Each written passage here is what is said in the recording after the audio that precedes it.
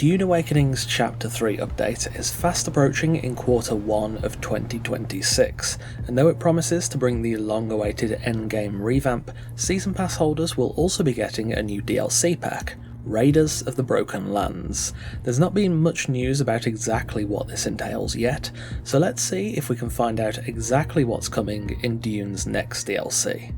The long and short of it is this: Dune Awakening's next DLC, Raiders of the Broken Lands, is going to be a cosmetics-only DLC pack themed around the Broken Lands and of course its native raiders.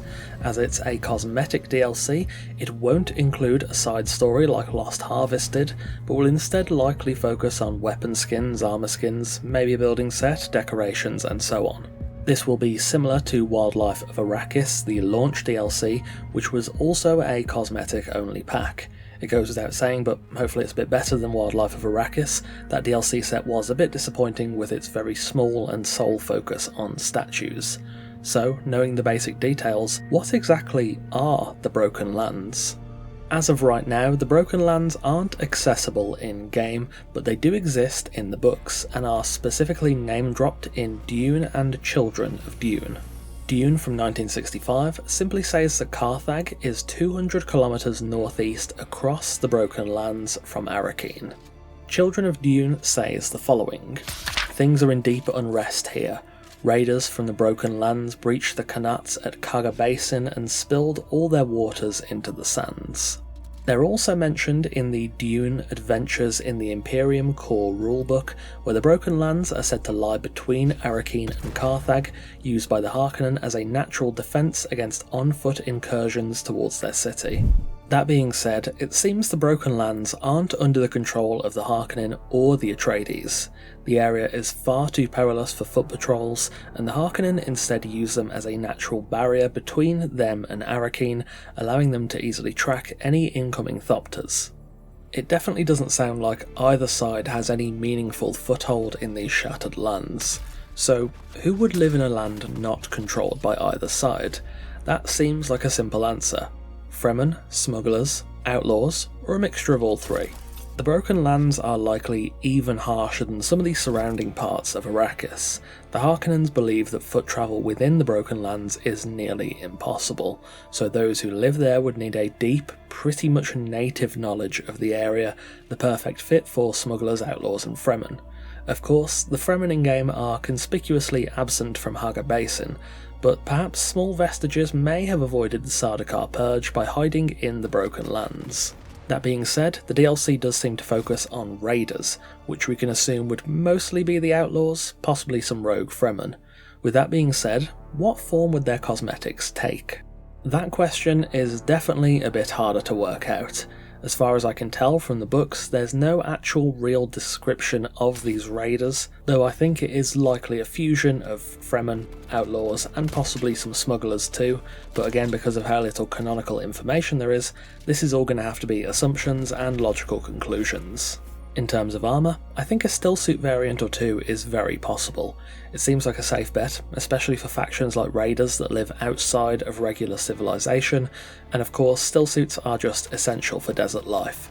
It would definitely be nice to get some more stillsuit skins, though whether they'd take the form of the iconic Fremen stillsuits or inferior copies is uncertain. I also wouldn't be too surprised to see a new light or heavy armour too. I would suspect these might fall along similar lines to the Kerab or scavenger armours from the base game, armours designed in the spirit of necessity as opposed to aesthetics, likely far less flashy than the armours of the Atreides or the Harkonnen. Weapon-wise, we'll likely see much of the same that's already present in-game. I don't expect a massive departure here, though perhaps something a little more cobbled together.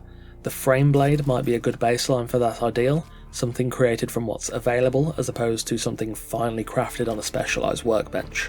That being said, smugglers may be able to covertly import better weapons to the raiders, or the raiders could steal weapons and armour from their victims, so we could see some Great House related skins. Raiders do raid after all, so surely they'd have some stolen loot. On that topic, base decorations. I imagine we'll almost certainly get some of these, but as for what they are, that might be a little harder to ascertain. Raiders would again likely take trophies from their raids, so perhaps weapon caches, barrels of spice sand, armour taken from fallen foes, even water depositories. I'd really like a reskin for some of the water storage, so this might be a good option to include. Unfortunately, I don't have terribly high hopes that there will be a vehicle variant in this upcoming DLC. It would be great to get a new variant for the sandbike, the buggy or the ornithopter, but I don't think it fits the vibe. If foot travel in the Broken Lands is difficult, then ground vehicles likely aren't that feasible either, and the Adventures of the Imperium rulebook says the Harkonnen can easily track thopters coming through that zone, as thopter travel is really the only realistic option. Of course, the rulebook isn't strictly canon, but I think that small detail is logical enough to be realistic and possibly be reflected in the DLC. Finally, I'll be honest, I also don't have huge hopes for a building set in this pack. It would be a big win to get another new build set, and I think it is kind of needed, but I'm not sure if it thematically fits. The Broken Lands sounds like it would contain such harsh geography that building standard structures isn't too feasible. The DLC description itself describes it as shattered plains of broken rock, so definitely not the architect's ideal canvas. That being said, possibly some extra pieces for the Chome shelter set, maybe? Practically, building sets do take a lot of time and effort to make, but some small additions to Chome shelter could go down quite well. I'm not sure how likely it is to get a build set of any form. I'd say probably a 50-50 chance, but it could fit under the right circumstances. So to wrap things up, let's recap what we know and what might be coming. Dune Awakening's third DLC, Raiders of the Broken Lands, is a cosmetic pack arriving in Q1 of 2026 alongside the Chapter 3 update, so somewhere in the first 3 months of the year. It's themed around its namesake, the Raiders of the Broken Lands, a group of outlaws that live in the shattered plains of broken rock between Arakeen and the ruins of Carthage.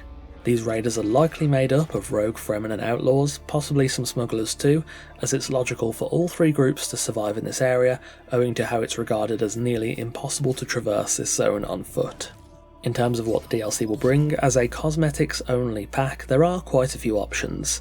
In my mind, the most likely options are weapon and armour skins, specifically stillsuits and blades, likely fitting with the more salvage vibe that the raiders living in an unfriendly land may produce. That being said, smugglers and potential loot from raids may introduce designs or items that are a bit more refined. Base decorations are pretty much a given, and there are a wide variety of items that could be included. Raiders would of course again take treasures from their victims, so placeable barrels of spice sand, weapon caches and more would be a good fit, basically anything that raiders would find valuable, and I presume that's quite a long list. As for the big hitters of a vehicle variant or a building set, they do seem less likely, vehicles especially. That being said, this might be a good chance for Funcom to add an extension onto the Chome shelter set. Now of course, I'm in the same boat as you, meaning that I do not know for certain what is actually in this DLC. That being said, hopefully the research I've done here is along the right lines of what we can expect. It certainly won't be a game-changing DLC, and most of the focus of the next update will rightly fall on the endgame revamp changes, but it could be a nice new addition of some unique cosmetics. Anyway, that will wrap us up for today. Thank you for watching. As always, feel free to let me know what you think might be in the Raiders of the Broken Lands DLC. It seems information on this region is incredibly scarce, so there's a few different avenues Funcom could take it down. If you enjoy my videos, do check out the Patreon through the link in the description. There's early access to videos, wallpapers, video credits and much more, and joining us helps out the channel massively. Again, thanks for watching, take care, and I'll see you soon.